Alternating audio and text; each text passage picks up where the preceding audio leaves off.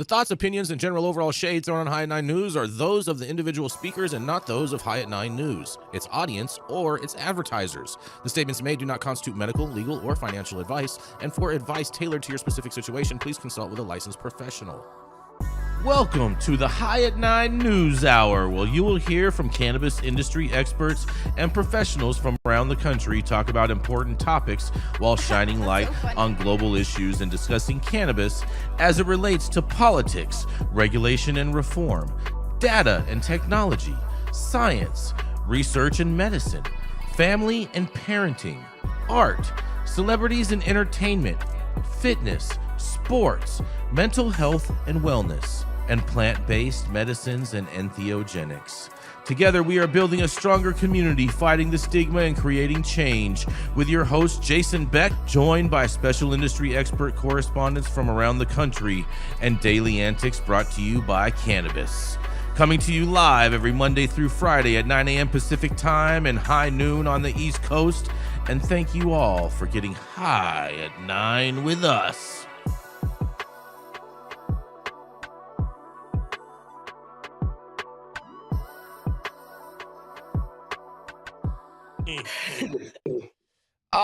Yes, and good morning, everybody. That's right, it is Wednesday, June 4th, you guys, and today is National Hug Your Cat Day. Really, no little sidebars on that one, huh? Hugging cats. Nobody's touching that one. Nobody's touching your cat, Jason. Yes, I don't have a cat. That's cute. That's cute, you guys. Real cute. It's also National Clean Beauty Day.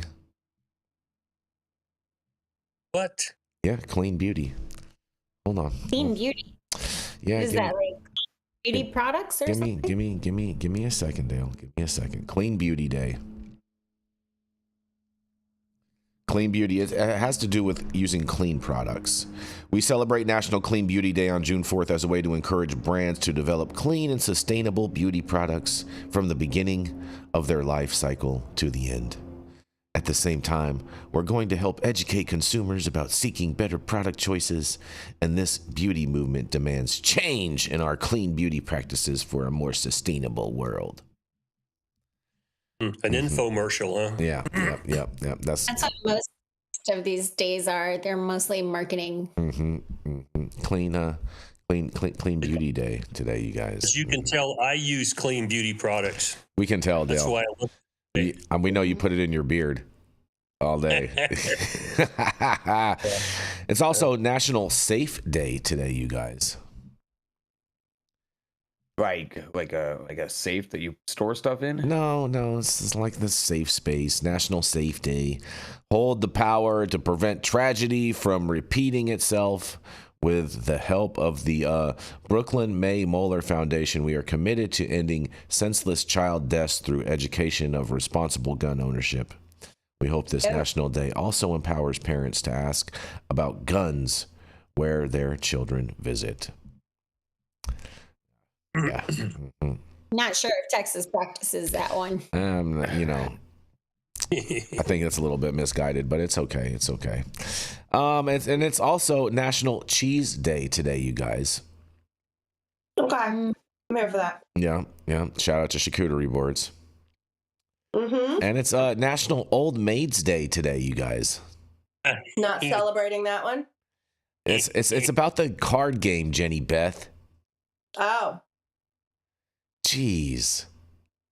Some people. Yeah, I've never heard of that one. Yeah. Listen, I'm 36. I'm in my prime, dog. I'm not celebrating anything that's got an old maid in it. Cool with it. Yes, well, here's Maid. Yeah, and here's something you will celebrate though, Jenny. It's National Cognac Day. Okay. I'm here for some Henny, some Douce. Okay. All right. Well, and thank you all for joining. What's that, Jenny? Little 2-finger 4. And thank you all for joining us and getting high at 9 with us. It's also high noon on the East Coast. And please remember to like, share, and subscribe to us on all social media platforms. You can look up above and down below to see exactly where we live on the internet. And we are live every Monday through Friday on YouTube, Rumble, Twitch, X, Instagram, Facebook, Kick, as well as on our very own website at www.high9news.com. So welcome to everyone joining us from any one of those platforms today, you guys. And we are going to kick it off with Miss Jenny Beth Dills. She's that Southern belle that loves to tell you a thing or two about yourself, life, and everything else in between. That's right. It is none other than Miss Jenny Beth Dills. All right. Good morning. Good morning. Happy hump day, guys. All right. So changes in Massachusetts are possibly coming because Massachusetts lawmakers are set to vote today on a sweeping cannabis reform bill that could reshape the state's marijuana industry. The proposed legislation aims to overhaul the Cannabis Control Commission, shifting it from a 5-member independent body to a 3-member panel appointed solely by the governor. This change is intended to streamline oversight and address concerns about the CCC's current structure. Additionally, the bill seeks to regulate intoxicating hemp-based products like CBD-infused drinks and gummies, requiring them to be registered with the CCC and imposing new taxes.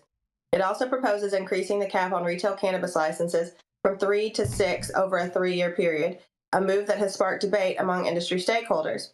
Supporters argue that these reforms will enhance regulatory efficiency and economic opportunities, particularly for communities disproportionately affected by past marijuana criminalization.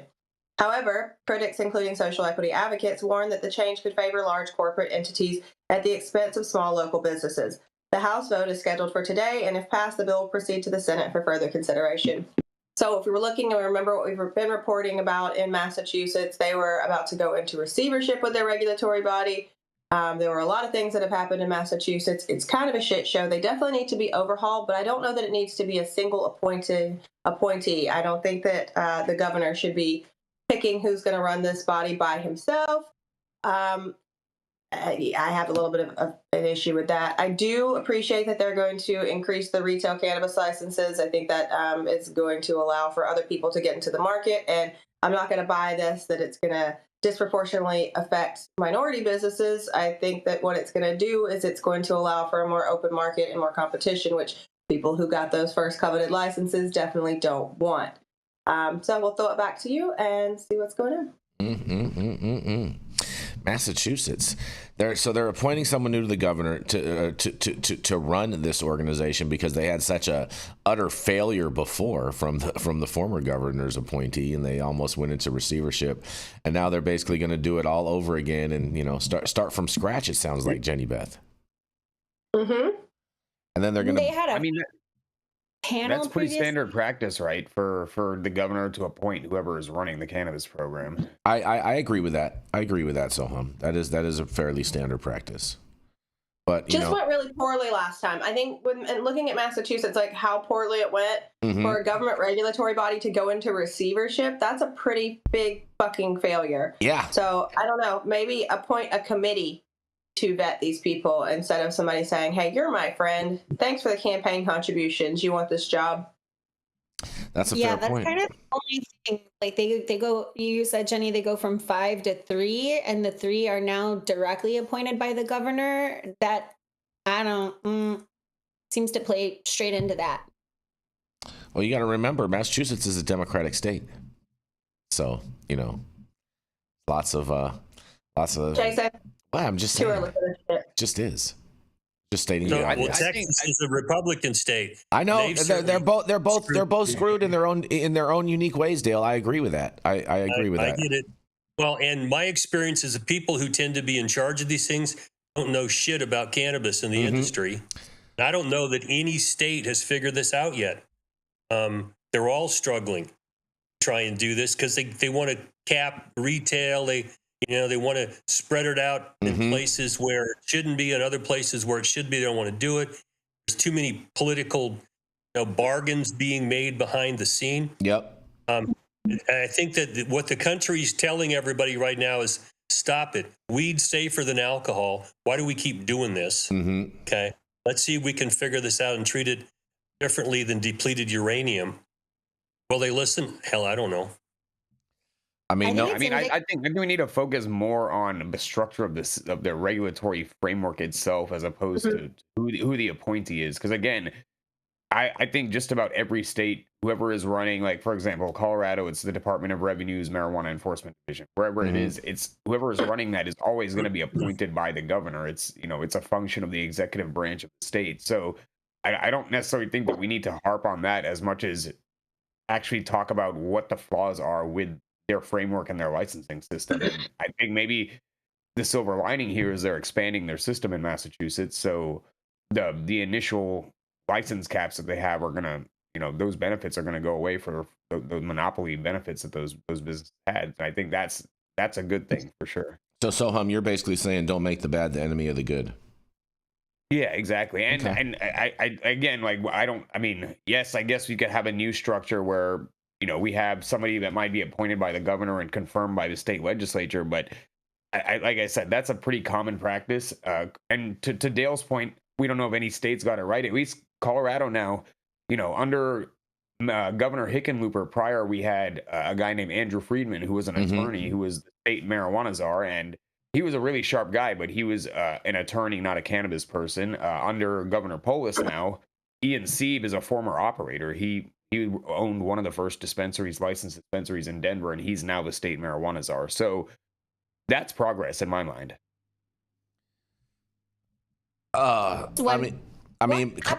Colorado has a lot of problems though right now in their marketplace, and so is that actually the solution? I mean, yeah, the problems are not the fault of the marijuana czar, though.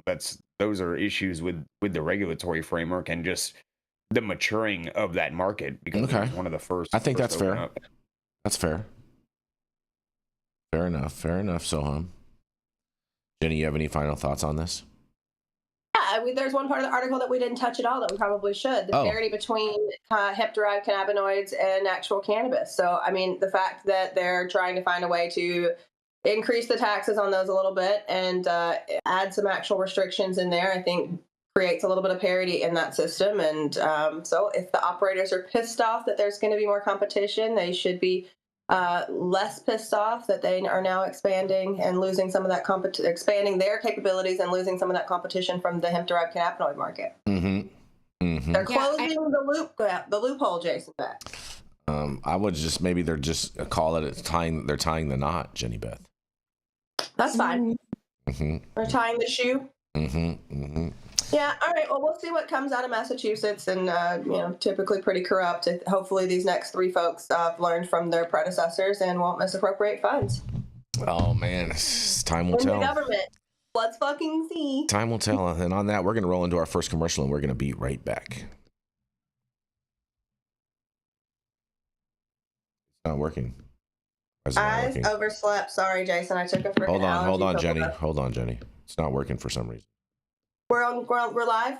Yeah, we're still live. Hold on a second. Well, I still have allergies, so it's okay. You guys, a little sneak peek. There we go. Now, Great. Hold on. And I like that top. Thank you. It's a dress from Topshop. I dig it. Jenny, I didn't know I'm older than you. That's crazy. I'm old, y'all. I'm getting old over here.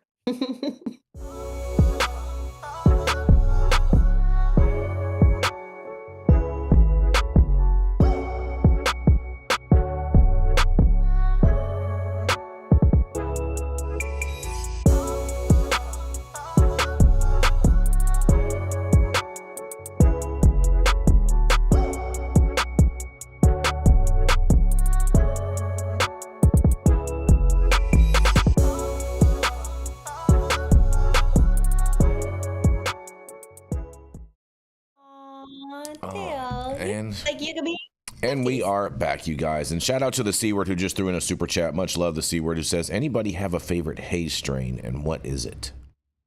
Oh. Ooh, I'm a sucker for a moonshine haze or ghost train. Shout out Rare Dankness.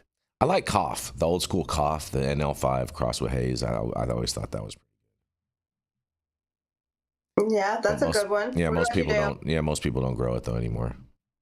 Well, I'm gonna go really old Neville's haze. Ooh, classic.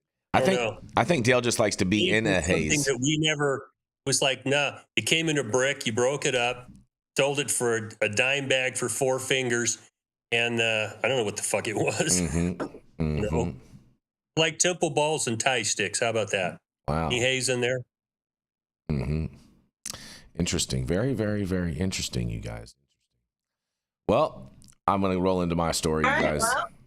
Well, on that hazy note, the highest Republican, the smallest guy on the show today with the biggest personality and heart, My best friend, Jason Beck. Oh, that was cute, Jenny. That was cute. You like how I That almost was cute. pissed you off when I pulled That it was back? that was real cute. Real cute today, Jenny. Well, Illinois lawmakers, they again fail to act on hemp, while a new study highlights growing health concerns. You guys, it sounds like propaganda to me, but we'll see. A new report on the hemp-derived THC highlights growing concerns over its safety, legality, and impact on health, even as Illinois lawmakers have failed again to keep the products away from children. The report by the University of Illinois System Institute of Government and Public Affairs notes that the lack of regulation of hemp means there is no state oversight of ingredients, potency, or marketing to kids. The report cites studies showing many hemp products had different amounts of THC than labeled, and while some were well above the package limits for licensed cannabis products and contained toxic solvents left over from processing, some products also mimicked popular candy or snack packaging that could appeal to kids. Several incidents have occurred in the Chicago area of school-aged children going to hospitals after ingesting hemp products. But as in previous years, state lawmakers failed to take any significant action on hemp in its latest session, which ended on Saturday. Hemp is caught in a catch-22 repeating cycle of inaction. The 2018 Farm Bill legalized hemp defined as cannabis plants that have less than 0.3% THC by weight of Delta-9 THC, the primary component of the plant that gets users high. Although the Farm Bill allowed production of non-intoxicating hemp derivatives such as CBD, it also inadvertently set off an explosion of intoxicating products now available across the nation at smoke shops and gas stations. Hemp processors found ways to use chemical solvents or other methods to produce variants such as Delta-8, Delta-10, and THCO, which can get users high like marijuana. And with little enforcement, many hemp products contain Delta-9 THC anyway. The federal law also set no age restriction for hemp products.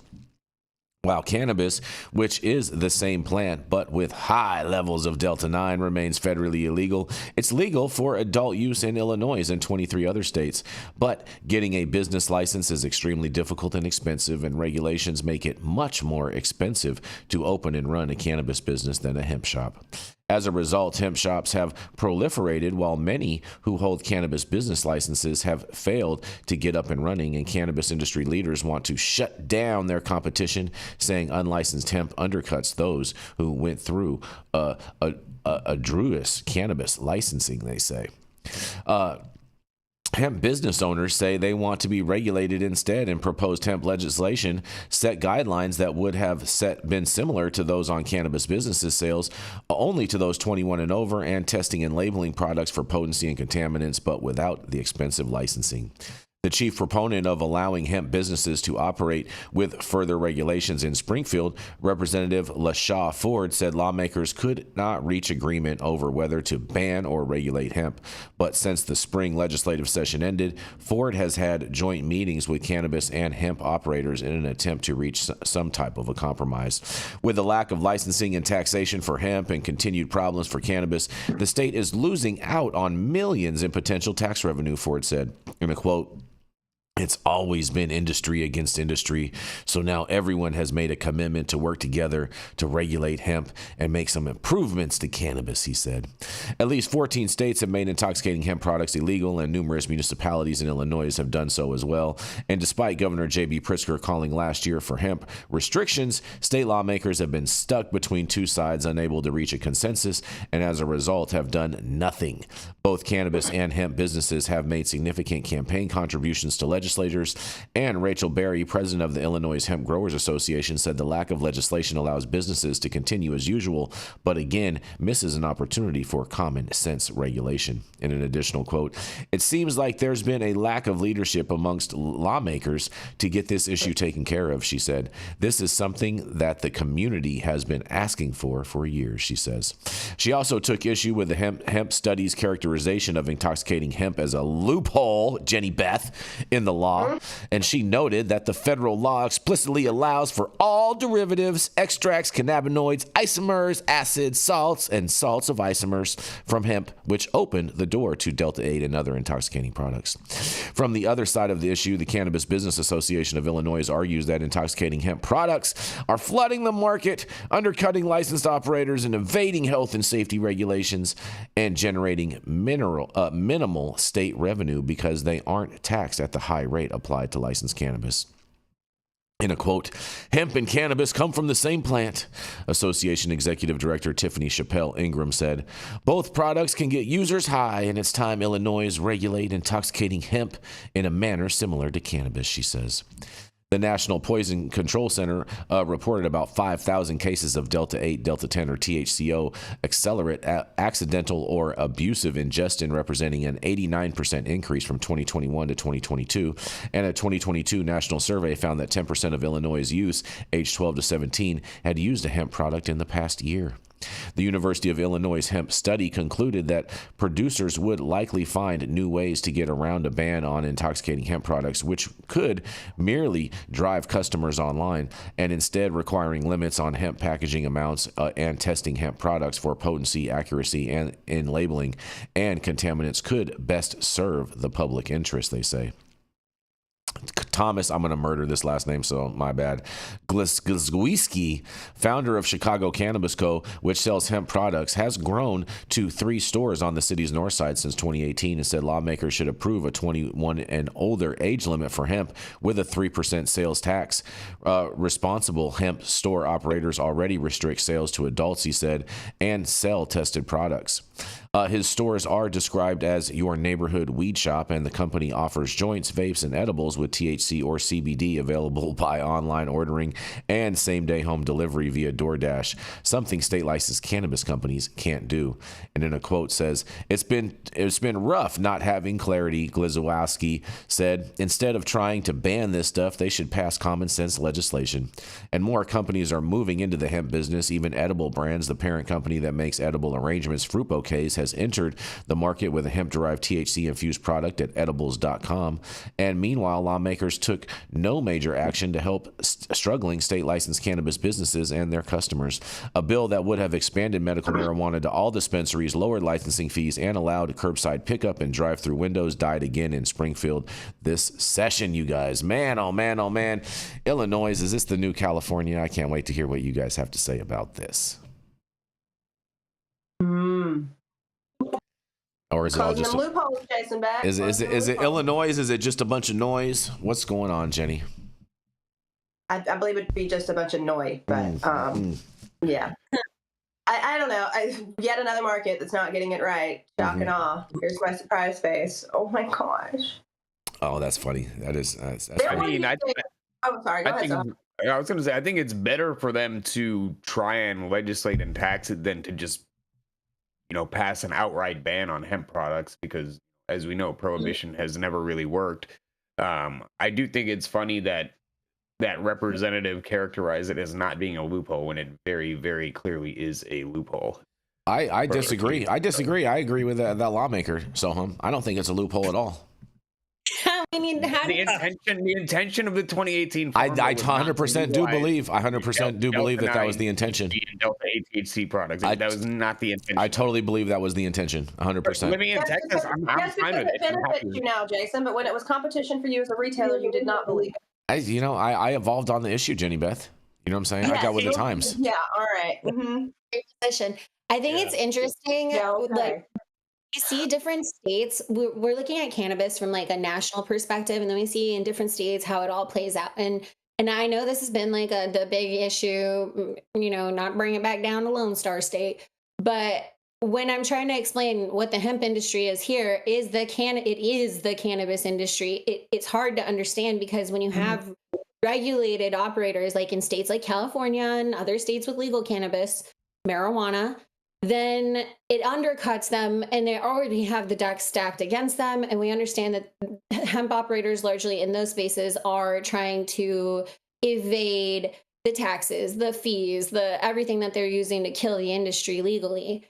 But I have to say, while I am very much like leave the Texas hemp industry alone because it is our cannabis industry and regulate it, I understand the frustration when a state has already made laws and allows cannabis, marijuana being a legal definition, then it's like, I get why the operators who are complying are frustrated with those who are blatantly not. And the recourse for that, though, is legislation and lawsuit. So it's kind of like, you got to run a good business, be better than your competition, and manage your own shit, and then wait out the rest of it. Like, just focus on your customers, keep doing good business. If you're a shit operator, it doesn't matter who comes in, whether it's hemp or something else in the future, because something else in the future will surface. Be a good operator, be a good business owner.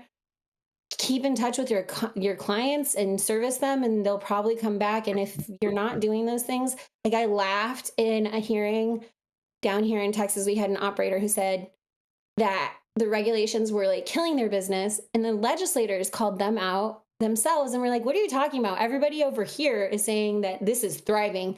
It's you and your business that is failing. So I think the blaming it on other people thing can only work to a certain extent. And then also you can blame it on other things to a certain extent. And also, can you really blame them for trying? Like, if they don't want to pay or they can't pay the extreme fees and their legacy operators trying to transition into legal markets, hemp makes some sense. Maybe they should recruit Milli Vanilli, and so they could blame it on the rain. I mean, the real answer. Oh, go ahead, Dale. They all have their head up their ass. That's the problem. Okay, there is massive demand for cannabinoids, and you can parse that any way you want, especially what are now called the intoxicating cannabinoids, including Delta-9, THCA, 8-O, acetate, all that shit, okay? There's demand for it. So they tried to parse this out between hemp, which people thought, oh, this is benign stuff. You make rope out of it, shit like that. And then went, yeah, fuck that. We're going to grow flower and we're going to make it, marijuana light. And it took off. And they just, now you've unleashed the demons here. What the fuck you do? So they're playing catch up. And none of them really want to accept the fact people think this is safer than alcohol and that we should be looking at it more like an alcohol model, tax and regulate it more like that. Because guess what? There's no bootleg black market anymore for alcohol. And why is that? Because they got the fuck out of the way. And they collect a lot more taxes now because everybody's licensed and paying taxes. And like when you talk to politicians like this, they just can't seem to get their head out of their ass long enough to deal with the reality. They're playing politics here. The market's playing what it's playing. Market's doing just fine. You cannot stop this. You think you can with regulations and taxes. They just go around the corner and sell it in an alley. Okay, or they're selling it to stop and robs. I mean, now that we have moonshine, that's crazy, but you still have folks that are moonshining the old way, and I think that's kind of, you might see that in cannabis, right? There's still going to be the couple guys who are like, I can do this better in my basement, fuck you. It's going to be enough for 100 of you guys to get it a year and get it if you want it, and people are going to still pay top dollar for that. But I agree with you, Dale. I think when the government gets out of the way, the reason that cannabis is egregiously expensive is because of the prohibition of it. So when we start getting out of the way, these things are going to go away. Sohum, you've been waiting patiently. Yeah, I was going to say, I think the real answer here is for them to reduce taxes on the actual legal adult use market and issue more licenses. Just make it so people, you have to reduce the incentive for people to become hemp operators, right? Or Delta-9, THCA, whatever you want to call it. And the way to do that is to reduce the barriers to entry for the market that was approved by either the voters or the state legislature, and reduce the taxes on that market so there's less of an incentive to have that smoke shop or gas station cannabis market. I think that's fair. They like, it's so confusing. The legislators will set you up specifically to fail and then be like, where's the money? It does. I don't understand why in legislation, when they're building these things out, they're not building them with an executive mindset. Like, okay, we're building an industry. We want it to succeed, right? We want people to have jobs. We want taxes. We want money. We want safety. That would equal success. then let's invest in that infrastructure. I still cannot comprehend why, as Americans, we don't get this very basic concept. We like create a bunch of legalese and then we litigate it, and it's a clusterfuck for everybody. Well, it's because we're a jobs creator country, Shaun. Well, otherwise, what would all these paper pushers do?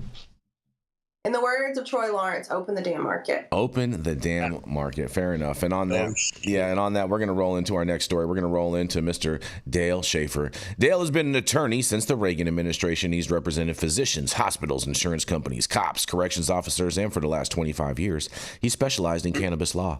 He served a 5-year federal prison sentence for helping medical marijuana patients and managed to save his law license. He's blunt. He doesn't smoke them because they are ratchet, and he's honest, and he's unconcerned with your opinion, public opinion, and everyone else's opinion for that matter as well. And he will show you how to defy gravity by pissing up a rope. Here it is, your favorite Tio Loco. You can now find him at his own law office at the law office of Dale Schafer. It is attorney at law, Mr. Dale Schafer. Hi, good morning, everybody. It's your favorite Tio Loco. And I don't know what crazy uncle is in the other language, but that one I understand. And my story this morning comes out of Marijuana Moment on the 2nd of June. By Ben Adlin, and the headline is, a lot more older Americans are now using marijuana, a federally funded study shows. Well, my response is, no shit, Sherlock. In 1999, when Molly and I started doing this, we had a detailed questionnaire for people. We don't know, what are you using it for? And then how effective was it? And we followed up the next year. We want to know, well, how effective is this? Okay.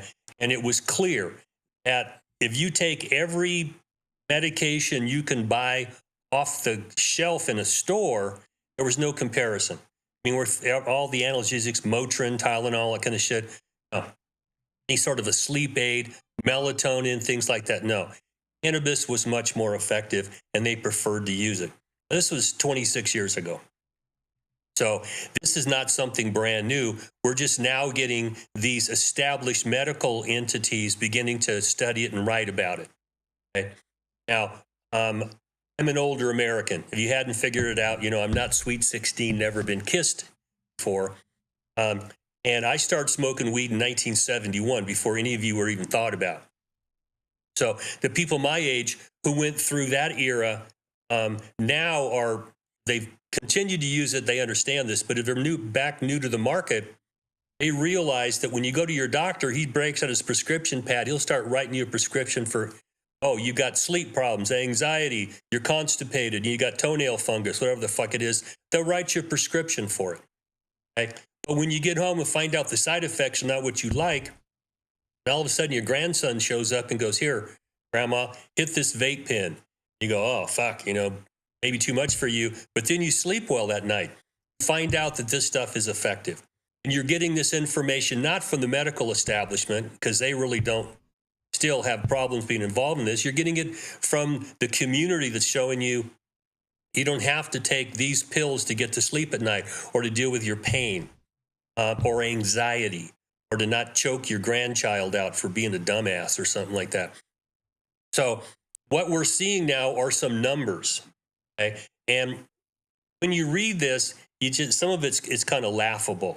We went and talked to 1,200 people. Okay, well, Molly and I had 15,000 of them. You want to know what they told us? This shit works better than most pharmaceuticals. We want to use less pharmaceuticals. And as older folks get comfortable with there's other ways to use this besides hitting a vape pen or even smoking weed, they get more comfortable as they learn the dose. And they're perfectly able to understand that if you take it orally, it takes a long time to kick in.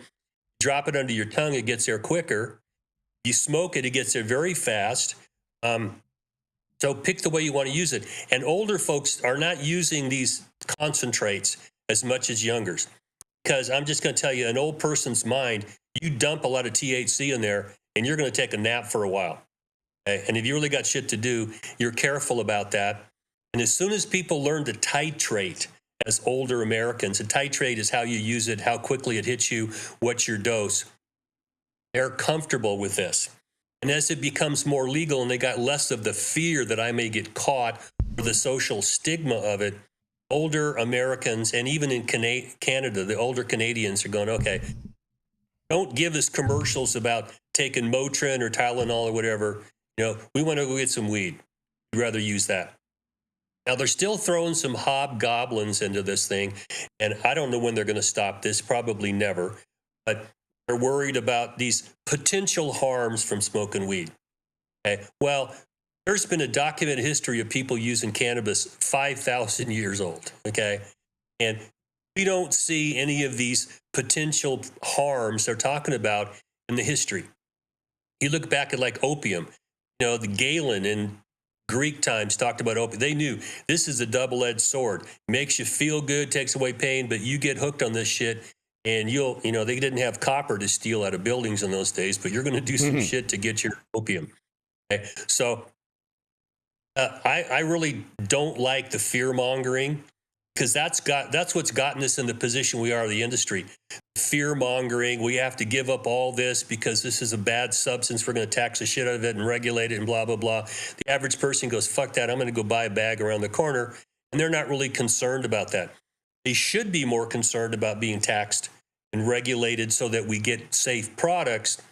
But I mean, safe products is the least of their concerns right now. What I think this is telling me is that the average person out there recognizes that smoking weed and using cannabis is safer than alcohol. Daily users of alcohol are now outnumbered by the daily users of cannabis. This is getting more mainstream. And as it gets more mainstream, those of us in the industry have to apologize less and less. Youth use is down. The sky did not fall. And the hobgoblins they drag out, it doesn't take long before grandma and grandpa stand up and go, that's bullshit. That doesn't happen. When you've got grandma and grandpa saying, we want this stuff to be available, politicians have a tough time arguing with grandmas and grandpas. They'll go after young folks. You're a bunch of stoners. We don't care. You got old farts like me going, I don't want my prescriptions. I'd rather smoke weed, take an edible or whatever. Now, we have crossed some thresholds now that I don't know politicians really know what to do with. They're still fighting these old fights. Like in Texas, we want to clamp all this stuff down. Yeah, good luck, Lieutenant Dan. You can't stop this if you wanted to. And I've said this many times before. If you took every law enforcement officer in the United States and assigned them to stopping weed, they still could not stop it. Then all the real crime continues. I think the average citizen is getting more comfortable with that understanding. So my argument, my mantra is get out of the way, treat it more like alcohol, and stop this bullshit. I'm going to throw this back at you guys. What do you think? It makes perfect sense. I worked with a psychedelics company for a while, and what we noticed with their clientele is that they had served like thousands. They're in Jamaica, it's legal, and they have data because they're run by a scientist and a physician. It's solid space. Myco meditations. And what they had, when we would look back at their data, what we noticed is that you would think that the people most consuming things like cannabis and psychedelics would be the millennials, the Gen Z, the 20 to 40, maybe a bit higher demographic. But what we were noticing is that it's actually people in their 60s and 70s, and sometimes those upper 70s that are seeking these experiences because they have lived a very long life. And they want to make sense of a lot of parts of it. And whether we're talking about psychedelic therapy or nutraceutical benefits that are found in hemp or cannabis, I think the older demographics are realizing that for a long time, they followed directions. Not all of them, not gonna, Gen X, you're out there. But a lot of people followed directions, did what the doctor told them. They didn't feel better. They felt more miserable. Their psychology didn't improve. And they've lived 50 years like this. And then they take one hit and find relief. It's no surprise that this will be normalized. And for every tia out there who asks, where can I get a good product? I'm just elated to help them and help them find the right thing that they need for whatever they want to achieve. But it's no surprise to see that older Americans and globally older folks are wanting to tap in and have this experience to let go of and release all the bullshit, the past. Well, But yeah. I mean, also, so my father-in-law, my late father-in-law, passed away from cancer, right? And this man smoked cigarettes on his dying couch the entire time. You know why? Because he's old. He doesn't give a shit at this point, and he said, "Fuck it, I'm gonna die anyway." So at this point, you're also reaching that point where you're like, "Hey, fuck it, why not? I've lived long enough. What's the worst that's gonna happen?" Same with my dino. She's like, "Yeah, I'm gonna go swim when there's lightning outside. I'll put a bag over my head, whatever. I'm swimming my laps today. I'm old. You're not getting in my way. I'm doing what I want." And so I think that's why I often say I want to live long enough to be like, "Oh, Jenny's from a different time. She doesn't know any better. She's not a bitch. She just doesn't know any better." Where I can justifiably do whatever the hell I want. Oh, that's how you're gonna I think this points to something that I've been saying for a while, really since the beginning of adult use cannabis, and that's that because there's this expanding market of older consumers, older patients, there, as an industry, we need to really focus on R&D and development of alternative products, not smoking, not vaping, maybe not even edibles. The topicals, the lotions, the transdermal patches. Just other ways of expanding that market by making more people feel comfortable consuming cannabis if they do still have that stigma associated with smoking or inhaling something. Mm-hmm. There's been a transition in the medical industry from the end of the 1800s up until now, where outside forces pushed pharmaceuticals. I mean, the Rockefeller was the classic. He was looking for new markets for petroleum products. And pharmaceuticals are, for the most part, made from petroleum. And they pushed out people who were practicing other types of medicine that were more holistic, more natural products. And the hippies that I grew up as a hippie, we said, no, fuck that, we don't want to do it. But we're still looked upon as a minority group. Now, as we get older, a lot more people from my age group that weren't hippies are going, I think you guys are right. I'm bombarded with pharmaceutical commercials every goddamn day. Mm-hmm. And my response is, if your doctor don't know this shit, and he shouldn't be practicing medicine, so why is this stuff on the airwaves? They're trying to get you to buy into the pharmaceutical approach to things, where myself and a bunch of my other vet friends who have PTSD, you get on a mushroom therapy, microdose mushrooms for a month, okay, and go, oh shit, now all of a sudden the colors are coming back. I'm thinking, and go to the doctor, he'll write Prozac, he'll give you, some tricyclic, and then you go, okay, well, dosing mushrooms is better for me, or I want to sleep, I don't want your Ambien because that addicts me, I can't get off it. I'd rather smoke a joint or take an edible because I sleep better at night. And older folks, like, you may talk to them a lot, but when you stop talking, they go, yeah, fuck you, I'm going to do what I want to do because I'm an old guy, I'm going to die. You tell me something's going to hurt me, Mm-hmm. I've been doing it for 70-something years, whatever, and if it hurts me, so what? Because, I'm, like Joni Ernst said, we're all going to die. Yes, we are. Yes, we are. I'm not looking for tomorrow, but if you try to tell me this is going to be harmful for me, and you got to show me some evidence, otherwise, I think you're full of shit. Because when my brain's telling me something works, okay, it's like, I don't want to hear your nonsense. I know it works for me. How it works, why it works, can we improve it, things like that. Those are a lot of things we need to work on for R&D, as we've talked about here. But the average person's now going, yeah, the government's full of shit telling us we shouldn't do this. All the things they said was going to happen didn't happen. So now, are you going to continue to lie to us, or are you going to get the fuck out of the way and let us develop products that work for us? Yep, I feel you. They've done that with a few other things. You know what I mean? Like the environment, saying that 20 years we keep this up, California's going to fall into the ocean and stuff like that. I remember that when I was a kid in school, they told us that, and so And Greta Thunberg's going to be elected to Congress, right? Okay. Exactly, Dale. How dare you?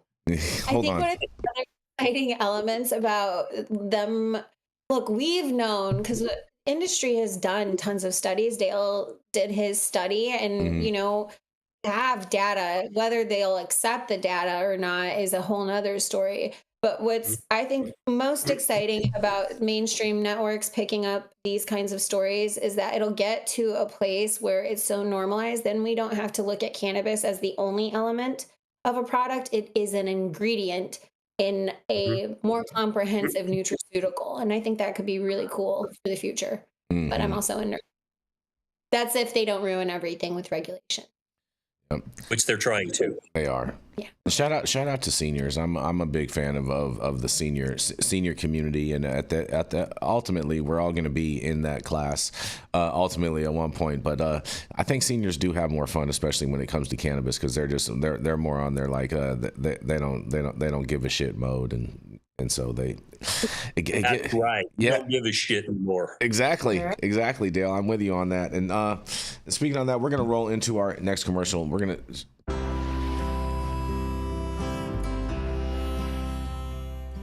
Oh man, your knees still bothering you, man?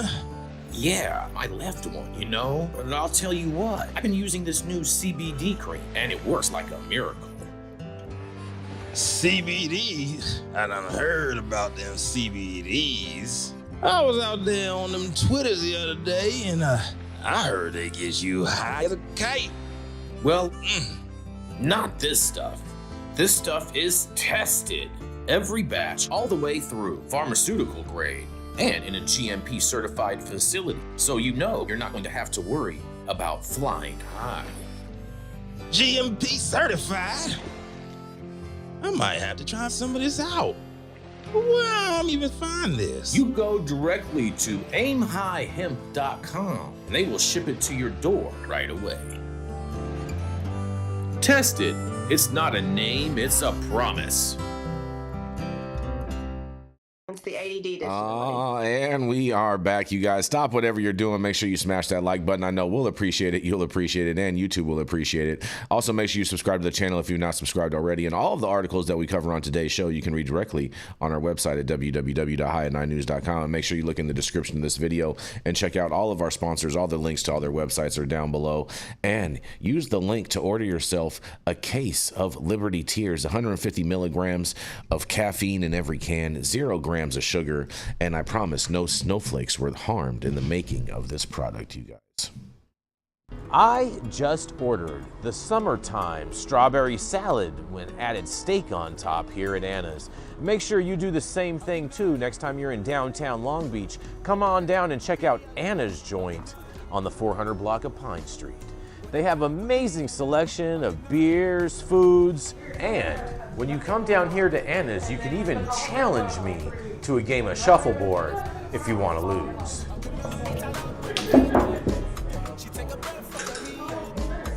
Did you get that? So, next time you're in downtown Long Beach on Pine Avenue, make sure you stop by Anna's Joint on the 400 block.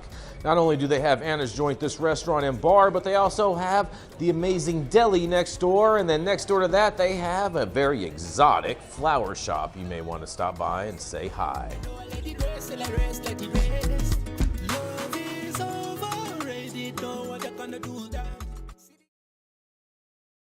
Back, you guys. We are back. And coming up next, it is Miss Shaun Salvaje. She's a mom. She's a mediator. Those are like M&Ms. And she's also a veteran who proudly served this country. That's right, there's none other than Miss Shaun Salvaje. Aw, nice intro, Jason. I love good M&M. Yes. My for today, it doesn't come out of Texas. We're done making news, at least for until Governor Abbott vetoes SB3. Hopefully, we'll see. But it's coming from our sister state, California, showing some California love. This headline is brought to you by Fox News. So let's read it with a grain of salt. California sheriff warns of cartels amid accusations of overstepping authority in tribal land cannabis raids. The Round Valley Indian tribes say law enforcement destroyed gardens and property without proper jurisdiction. A Northern California sheriff is speaking out after Native American tribe accused him of overstepping his authority when his office conducted raids on cannabis farms on tribal land last year amid his warning that drug cartel organizations had a toehold in the area. Mendocino County Sheriff Matthew Kendall told Fox News Digital his office received pleas from tribal members asking for action to combat illegal cannabis farms. I doubt that. As well as crime on the reservation. Kendall said most of his office raids were not on tribal land. They're begging me, saying, please, we've got gunshots going on all night around us. These people are tribal members as well as people who aren't tribal members. So I have to go up and protect these folks. This is the quote from the sheriff. I have to go up and deal with the law. I know they don't have Texas accents, but I can't help it. When I go out there and serve search warrants and whatnot, and the next thing you know, I'm getting sued for it. Kind of interesting. Very depressed. It's a very depressed economy. It's kind of ripe for the picking. He continues. He says it's a depressed economy, ripe for the picking, for bad guys to come in. We've had lots of shootings up there. Like we know Mendo and the Emerald Triangle is a story as a place of lore. Kendall is named, the sheriff is named as one of the several defendants in a lawsuit that accuses him of conducting raids where he did not have jurisdiction, which is why he's being sued, including one in which an 86-year-old woman's garden was allegedly destroyed. The Round Valley Indian Tribe and 3 individual plaintiffs, April James, 48, Eunice Swearinger, 86, and Steve Britton, are asking for a federal court to impose an injunction to prevent the sheriff's department from carrying out more raids on their land. The lawsuit also names Humboldt County Sheriff William Hansel, Humboldt Deputy, California Highway Patrol Commissioners Sean Dury, and the counties of Mendocino and Humboldt in their suit. The suit alleges that multiple sites on the tribe's reservation were targeted in an illegal law enforcement operation. Lester Martinson, one of the attorneys for the plaintiffs, told Fox News Digital that Kendall tried to enforce his authority on tribal lands through the raids, which he has no jurisdiction over. They say he's had training on what his authority is, and the claim that he didn't know that he didn't have jurisdiction shouldn't apply. And if he didn't know, as he claims, he's a quote, stupid idiot. That's coming from the attorney. Marston also alleged Kendall failed to disclose in his warrant application to a judge that at least one particular raid would be conducted on tribal land. Kendall said that the valley has around 1 million marijuana plants, that drug cartels have spent a lot of money to establish marijuana growing operations there. Google Maps satellite images he showed Fox News Digital show what he says are marijuana growing structures all over the area. Round Valley is surrounded by mountains. It's now rife with illicit cannabis and cartel activity, as well as murders. Everybody's getting murdered out there, apparently. Right now, I feel like this is like maybe back in the day. Is that still a thing, right? I know that there's some problem and there's water issues and there's a couple other things, but I don't believe it's at all what he's suggesting. He sounds like he's from Texas. He said, I believe drug trafficking organizations have a toehold. Illegal marijuana cultivations are really dropping because the price is so low. Round Valley is just ramping up. So the lawsuit is centered around the enforcement of Public Law 280, which is a old statute that gives California and a handful of other states like Alaska, Minnesota, Nebraska, Oregon, and Wisconsin the authority to enforce in criminal laws on tribal land. However, attorneys for the plaintiffs argue that the law doesn't apply to regulatory matters like cannabis, an industry that is regulated in California. They also contend that Round Valley has the right to set and enforce its own laws because it is sovereign, as it is a tribal space. The result of the statute is that federal criminal jurisdiction is extremely limited in most reservations in the 6 states where it's applied, where state jurisdiction is greatly expanded. So we got a little discrepancy here. We got police raiding tribal lands. They raided these folks apparently in July 2024. They left homes and gardens in shambles. You guys, who's been raided, they destroy everything for fun with no purpose. I don't get it. Just seems like small dick energy. I don't have a better way to describe it. I tried. James, a grandmother, the 86-year-old, suffers from arthritis and a degenerative disc disorder. She makes her own medicinal cream with the cannabis that she cultivates in her garden to ease the daily pain. So they're raiding grandma for making cream for herself. Pretty sad. I'm going to toss it back out to y'all. Obviously, like my tribal land buyback. Are you kidding? Like, respect the reservation. Because you already took so much. there's only a few reservations. Most people were eliminated during, like, during the Indian Removal Act and other such things. So if the tribes have the ability to grow cannabis and self-regulate, leave them alone. This guy sounds like an asshole with too much time on his hands. I highly doubt anybody was calling him complaining of this volume of, dangerous drug activity that grandma is apparently responsible for. This just sounds like a propaganda piece. This is just, it sounded like he just did this interview because he's a dumbass and invaded into a sovereign reservation, which, I mean, we're taught about tribal sovereignty from like elementary school. So for the chief law enforcement official for Mendocino County to not know that, a reservation is sovereign land is just completely asinine. And yeah, I mean, I think this interview is just bullshit because he's facing litigation for encroaching on sovereign land, and of course it would be Fox News that is his mouthpiece. So it's not particularly surprising, but. Well, here's the problem, right?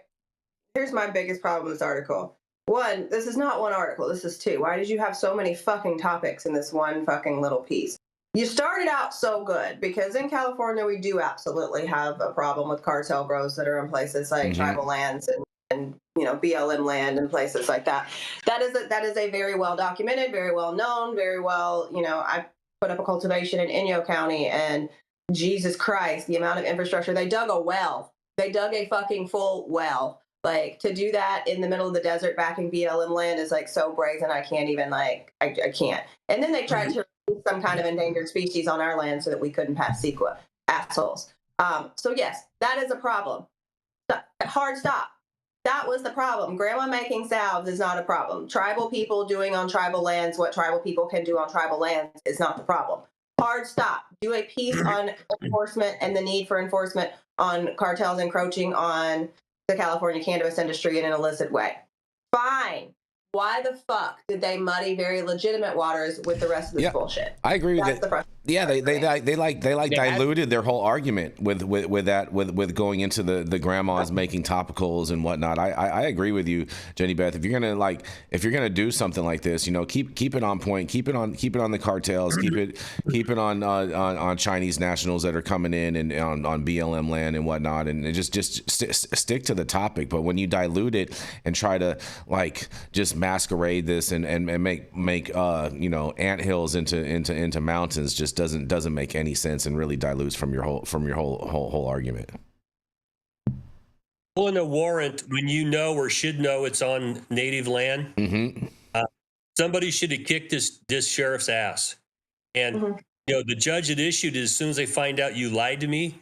There should be some serious problems to the law enforcement agents that are drawing up these applications for warrants when they know it's on native land. And it's against federal law, grow weed. It's not against California state law. It's a misdemeanor soaking wet for the worst of the activities. And this guy can't enforce federal law. So the arguments are circular and they're going absolutely nowhere.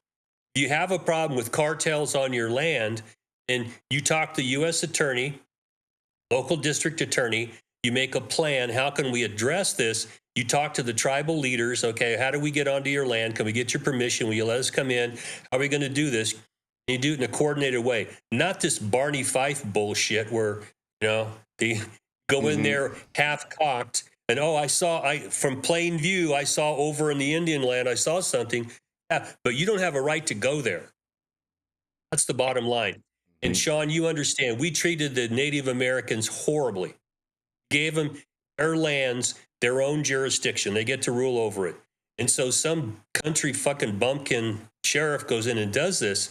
It's just really irritating. If they need help, they know how to get it. Pick up the phone, call for some help. Don't allow some knucklehead in Mendocino County to go up there and go, I know how to do this. We're going to go in and just knock everything over and cut it all up. I hope they get the shit suit out of them. I hope something happens to this sheriff and the deputies who basically lied to a judge to get a warrant. That's the problem with Mendo and a lot of places up in the Triangle. It's the good old boy system, and they've always done whatever the fuck they've always wanted to do, and they've never had anybody push back on them. So I hope that this is the boot in their ass that will start to unravel that system a little bit. It undermines their entire argument that they're claiming that, you know, people are calling them from the reservation and saying we need help dealing with these issues, right? Well, it's completely undermined by the fact that didn't you mention that the tribal police are plaintiffs on the lawsuit? So obviously they're not asking for help if they're suing them for encroaching on their jurisdiction. That is like that is the biggest, like, if you've ever lived on a res or you've ever been a part of that world, you know that profiling is a very real thing. So then being on res territory is one of the things that protects you because they have their own police system. The other issue is that it sounds like law enforcement with too much time on their hands and not enough good police work to actually catch bad guys are instead targeting people because they can, like, just because they feel big, strong, powerful, and mighty, and they want to go get a win on a drug bust, and the best bust that they can get is fucking grandma. Be a better cop. Like, I agree with that. It gets under my skin. Like, we have rules of war, law of engagement when we engage targets overseas in combat. And then when you come to the US, like I've often said, the police are allowed to treat American citizens worse than I was ever allowed to treat anyone over in Afghanistan unless they pointed a weapon at you. Like, it's I don't know how I feel about everything with the state of the country right now. Yeah. It's just more bullshit that we've seen over periods of decades, and it's just more of the same bullshit. Fair enough. Fair enough. And on that, we're going to roll into our final commercial, and we are going to be right back.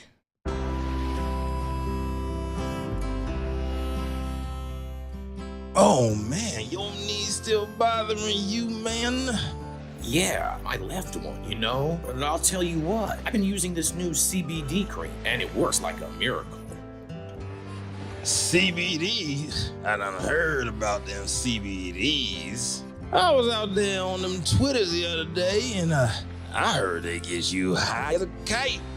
Well, not this stuff. This stuff is tested. Every batch, all the way through, pharmaceutical grade, and in a GMP certified facility. So you know you're not going to have to worry about flying high. GMP certified? I might have to try some of this out. Where I'm even find this? You go directly to aimhighhemp.com and they will ship it to your door right away. Tested. It's not a name, it's a promise. Yes, and we are back, you guys. Jenny Beth, you got Sohum? Yeah. All right. With over a decade of cannabis tech experience, originally hailing from Colorado, but now really happy down in the ATX. Sohum Shah. Thank you, Jenny. Today we're going to talk about cannabis reform in Pennsylvania, and this was reported by Kyle Yeager at Marijuana Moment. Pennsylvania governor is hopeful lawmakers will send marijuana legalization bill to his desk by the end of this month. The governor of Pennsylvania says he remains, quote, hopeful that lawmakers can deliver a marijuana legalization bill to his desk by a budget deadline at the end of this month. And he's urging the GOP-controlled state Senate to put their ideas on the table after the defeat of a House-passed cannabis reform measure in that chamber. During a press briefing on unrelated transportation issues, Governor Josh Shapiro, a Democrat, was asked about the status of talks around cannabis and gaming legalization, both of which he proposed as part of his latest budget request. Shapiro said the administration has had some good conversations that have been ongoing, particularly on the skill game side, but he feels that folks understand the importance of finally regulating and taxing both of those issues, and we're going to continue to work through it over the next few weeks. That's a quote from him. He continues, we've had really good, honest dialogue about it. He said, and he recently criticized the Senate for abruptly derailing the House marijuana legalization. Asked whether he anticipates that legalization could be delivered to his desk by the end of the month in a budget package, the governor said, that's my hope. Quote, look, I think this is an issue of competitiveness. Every state around us, with the exception of West Virginia, has gotten it done. You go visit some of these dispensaries along our border, in this case with Maryland, that's probably the closest one here. 60% of the people walking into those dispensaries are from the Commonwealth of Pennsylvania. The reality is we've got to catch up. And instead of going and funding schools and parks and roads and bridges and mass transit in other states, I want those revenues to stay here in Pennsylvania, Shapiro said. I also think it's really important that we regulate what is now a black market system. And it's critically important that we have a justice component to this and wipe away the convictions of those who have on their record possession of small amounts of marijuana. Whether Pennsylvania legislators will advance legalization this session remains to be seen following the defeat of the House bill, which called for a novel system of state-run dispensaries. But two Democratic lawmakers, Senator Sharif Street and Representative Rick Krajewski, both Democrats, recently said they're aiming to reach a compromise and pass reform legislation before the budget deadline. Also last month, Senator Marty Flynn, a Democrat, announced his intent to file a new bill to legalize marijuana in the state, calling on colleagues to join him on the measure. While the House legislation Krajewski sponsored alongside Representative Dan Frankel, also a Democrat, was rejected in a Senate committee following its expedited passage through the House along party lines, Street said he's, quote, cautiously optimistic we're going to be able to revive the bill and amend it and move a product that allows us to get a bill on the governor's desk and realize revenue, quote. You can read more about, a lot of different representatives and their perspectives on these bills. I think couple points here. It's good to see that from the governor's mouth himself, he's prioritizing, vacating convictions and removing convictions for people that have possession, simple possession. I think that can be expanded, as we've discussed on this show, nauseum. The other thing too here, I think, is they're falling into the trap of looking at legalization as a way to supplement the budget. And I think that gets dangerous because that's really where we see the overtaxation and overregulation of adult use cannabis, is when they're pitching it as some way to make up a part of their budget that there's a gap somewhere. So I think they need to be cautious with that. I think the other good thing about that is that they're surrounded by so many other legal states that there is some competition there. So there's an incentive to potentially reduce the taxes to make sure people are coming to Pennsylvania, or even potentially bring them over the border from other states. But yep, this is Sohum with High at 9 News, ATX. Let's kick it back to the team and see what everyone has to say. Yeah, I mean, Governor Shapiro. I mean, I'm glad that he's calling for this and pushing for this. But Pennsylvania is a very interesting state, how they operate politically. So I'm not sure if he has the political muster to really push his legislature over the top on this or not. Oh, I hate to do it. I would be like, mustard. Oh, it's cute. Yes. Or no. Sounds like he understands the problem because he's outlined the black market, the tax revenue's going. We need to use some social equity for people who got caught up in this thing. Okay. But now politics gets involved. And we're still looked upon as a vice industry that's a cash cow to be milked. And I try to explain to people that there's a black market out there. Okay. And if you don't take reasonable steps to address it, it's like squeezing a balloon. You squeeze hard one place, it pops out someplace else. And that's what we're going to see here. If they don't come at this the approach of, all right, we need to get these businesses up and running and paying for themselves so it's not costing us money, and slowly bring the revenues in, rather than promising, we're going to bring all this money in. Come on, vote for us. And it never happens, because as soon as it's too expensive, they walk around the corner and some guy's got a bag in the corner that it'll sell you, and you get nothing from it. I hope that he can understand that, but more importantly, take it to the legislature and sit down and have a little come to Jesus talk with them. If you want to gouge the industry, the black market's going to win.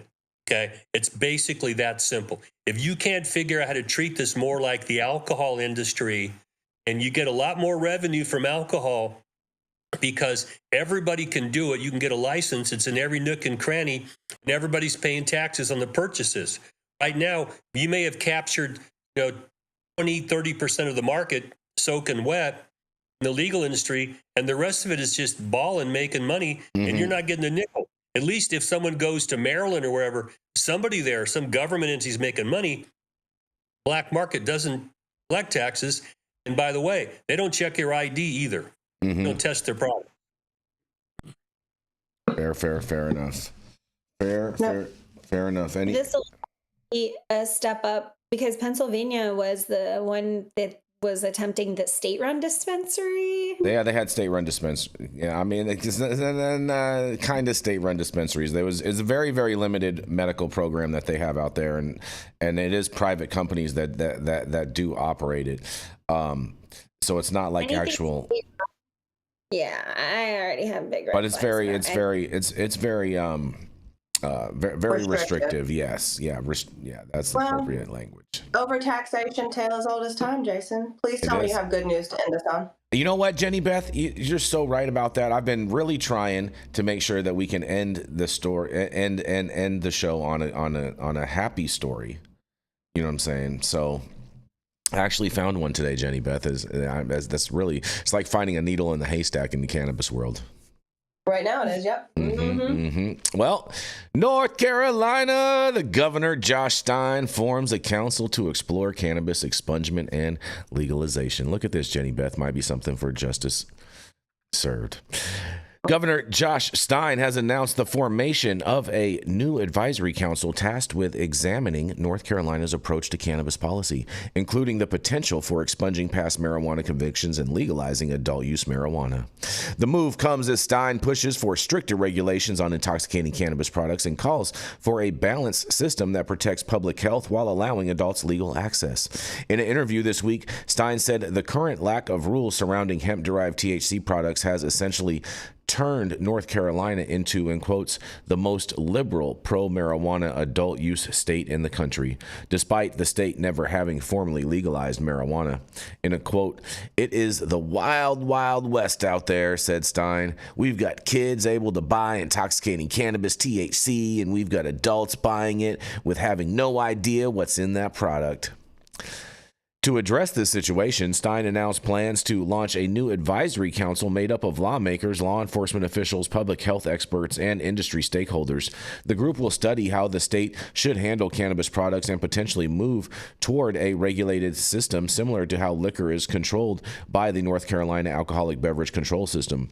Stein, a Democrat and longtime supporter of marijuana reform, reiterated his belief that adults should be allowed to access THC products legally, but said it must be done in a way that protects children. He's also considering expunging minor marijuana offenses through his clemency powers and while encouraging lawmakers to pass broader decriminalization and legalization laws. And a quote says, "What I want to do is make sure that we have a smart, sound policy response to what's going on in the real world," he said, Stein said in a quote. "If you're an adult and that's the choice you want to make, you should be able to make that choice," he says. Stein's comments reflect growing pressure from for reform in a state where other jurisdictions like Orange and Cathram counties have already decriminalized low-level possession. A 2020 racial justice task force Stein co-chaired previously recommended statewide decriminalization due to racial disparities in enforcement, and the governor says the state should now consider full legalization. Stein has tapped lawmakers from both parties to join the new council, including Senator Bill Rabone, a Republican and a longtime medical marijuana advocate, and Representative John Bell, who's also a Republican, who also serves as president of a hemp company. The inclusion of Republicans signals Stein's intent to build bipartisan consensus in a legislature that has blocked previous reform efforts. And despite repeated Senate passage of a medical marijuana bill in recent years, the House has yet to allow it to a floor vote. But with new leadership in the place, Stein says the time is right for action and for treating marijuana like any other adult product. In a final quote, he says, "Adults should be able to use cannabis with intoxicating THC if they want," said Stein. "But what I really support is making sure that kids cannot buy it, and by law today in North Carolina, they can. That is absolutely unacceptable to me," he says. The formation of Stein's Advisory Council on Cannabis comes several weeks after the introduction of legislation to legalize adult use cannabis, which currently has 24 sponsors in the House and Senate, you guys. Well, I'm not sure why he thinks that minors can buy this stuff, but I'm a little confused by that because pretty much everybody does at least an 18 and over type of age gate that has a responsible business. So I'm a little confused by why he thinks that. But nonetheless, a lot of times these politicians get a lot of wrong information and like to screw their own, constituents in a way that suits their own little narrative that they want to paint. But I can't wait to see what you guys have to say about this. hobgoblin of the children. Yeah, right. They keep dragging that one out. And I've represented, people who have licenses for like tobacco. Okay. And if you sell to someone underage, they suspend your ass. And it's very costly. Yeah. Okay? My family had liquor license. If you don't card people and you get caught, they send underage kids in to buy it. Your license is suspended and you're in big trouble. Yep. Okay? It works. So I don't know why people continue to do this. I guess it's because no one looks them in the eye and tell them you're full of shit. Sit down and shut up. That I think is what needs to be done, because the black market, they will sell to anybody. That's what I was going to say, Dale. I feel like a lot of these sales that he may be referencing comes from the trap market, where it's not out of a storefront or any other legitimate type of business, and so he's just construing all sales into one basket, and that's how he comes to this conclusion. I often wonder that about a lot of politicians sometimes when they make these kind of broad brush statements. You're cutting out, Jason. I think we missed some of that.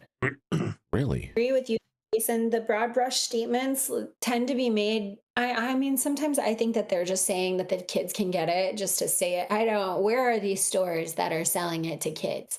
Like, that accusation was made a million times in Texas with the hemp industry. And I think it's interesting that they have a president of a hemp company on this. It sounds like they're bringing everybody into the conversation. Good. But that's probably why they're saying that kids can get it, is something through hemp. But they kept saying that in our legislative sessions as well. And all we could find were that handful of mothers that they bring back every fucking session who say that their kids were affected and their kids consumed it, their kids being in their 20s, not kids.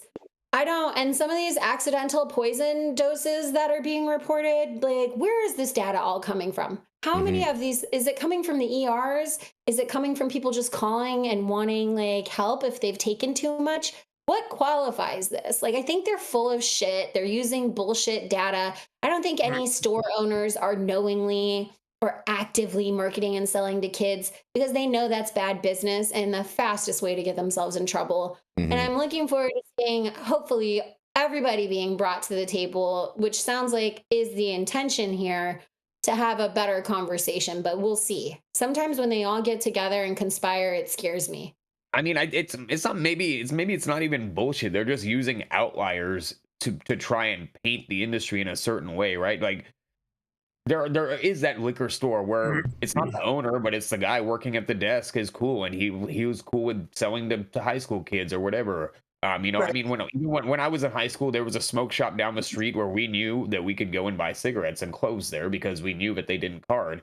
That doesn't mean that the entire industry is doing that. That doesn't even mean that the owner of the store is doing it. It could just be a rogue clerk that knows somebody that is cool with high school kids or something. So I think you make a good point. I mean, it's possible, but it's not bullshit. But the whole point is that it's not reflective of what's happening around the industry as a whole, and I think we need to be honest about that. I mean, it's the Kevin Sabet model. It's talk about the kids, scare the shit out of parents. Let's try and keep this, especially in the southern states. You guys fall for that hook, line, and sinker, and I'm looking at you really again. And you're right, Sohum, and of course you smoked cloves. But yeah, I was a scene kid. Yeah, I like the dark blacks.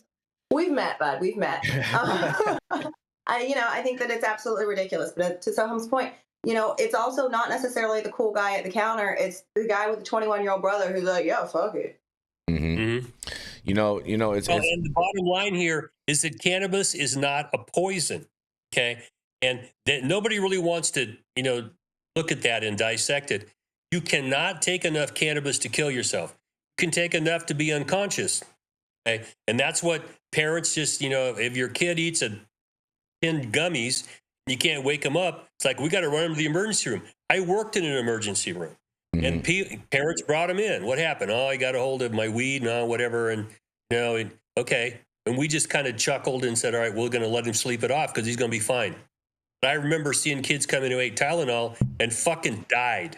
You can go to the store and buy Tylenol, okay? And if your kid eats enough of it, they die. If they consume too much alcohol, they die. If they get a hold of your goddamn nicotine thing and they take too much nicotine, they'll die. Okay? So the fear mongering out there has no basis to it. They used to give kids high doses of cannabis because it would knock their ass out. And they knew tomorrow morning they're going to wake up, the kid's going to take the tit, he'll be just fine, and there's no harm done. Now it's like, oh, kid got too much. Oh, I'm going to go take a nap. Okay. Now the parent's stupid if they don't take steps to not let the kid get hold of it again. But running them to the emergency room, if your kid gets into your liquor stash and drinks a beer and pukes a little bit, you don't run to the emergency room and go, oh, my kid's going to die. We just can't have this. No, you go, all right, you dumbass, why'd you let him get a hold of that? They're not going to die typically from that. And you find a way to deal with this. Our culture still buys this hobgoblin of, oh, the kids, it's going to hurt them. No scientific evidence or medical evidence that actually does that. But it sure taps at that fear that are in parents that, oh, my kid might die from this. No, your kid cannot consume enough cannabis to die. Period. Full fucking stop. I totally agree with that. Totally agree with that, Dale. And on that note, we are going to wrap this thing up. And thank you all for joining us and getting high at 9 with us every Monday through Friday at 9 a.m. Pacific and high noon on the East Coast. Big shout out to our audience and supporters for tuning in daily and listening to the insanity that is the developing cannabis industry. Huge thank you to Aim High Hemp Distribution, Tested, and Catalyst for helping us keep the lights on over here. And thank you to our correspondents for being absolutely amazing. Thank you to Cannabis Sativa L for giving us a reason to do this every day. And thank you to CloudMedia.Partners, Anthony out there in the metaverse holding it down.